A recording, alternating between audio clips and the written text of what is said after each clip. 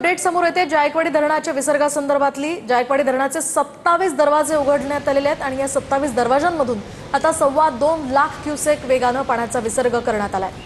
या संदर्भातली अधिकची माहिती जाणून घेऊयात आमचे प्रतिनिधी दत्ता कनवाटे यांच्याकडून। दत्ता, काय सांगाल? सध्या मोठ्या प्रमाणात विसर्ग सुरू आहे, त्यामुळे पुराची शक्यता नाकारता येत नाही। आधीच मोठं नुकसान झालंय, काय अधिकचे अपडेट्स? नक्कीच जायकवाडी धरणातून 2.25 लाख क्युसेक्स वेगाने पाणी सोडण्यात आल्यामुळे सध्या गोदावरी नदीमध्ये पूर परिस्थिती निर्माण झालेली आहे।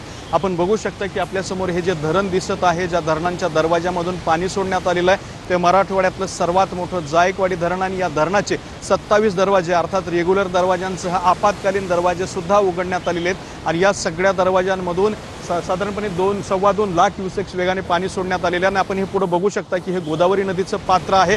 हे पात्र दुथडी वाहून प्रचंड वेगाने वाहत असताना आपल्याला पाहायला मिळतंय आणि हे सगळं पाणी खाली परभणी नांदेडच्या पुढे जातं आणि त्या ठिकाणच्या परिसरामध्ये सुद्धा मोठ्या प्रमाणात पूर परिस्थिती निर्माण झालेली आहे। आता 2.25 लाख वेगाने पाणी सुरू आहे, त्यामुळे पैठण शहरामध्ये सुद्धा काही परिसरांमध्ये पाणी भरण्याची शक्यता व्यक्त केली जाते। त्या ठिकाणी सुद्धा सतर्कतेचा इशारा देण्यात आलेला आहे।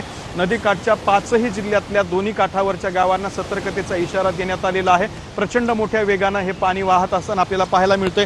पुन्हा एकदा आपण धरणाचे दरवाजे बघणार आहोत। या दरवाजांमधून प्रचंड वेगाने हे सध्या पाणी या ठिकाणी कोसळत असताना पाहायला मिळतंय। खरं तर ज्या ठिकाणी सध्या हे धरणामध्ये पाणी कोसळत आहे त्या ठिकाणपासून 25 ते 30 फूट खोल इतकी गोदावरी नदी आहे आणि हे सगळं पाणी नक्कीच दत्ता, या संदर्भातले अपडेट्स तुमच्याकडनं जाणून घेत राहा।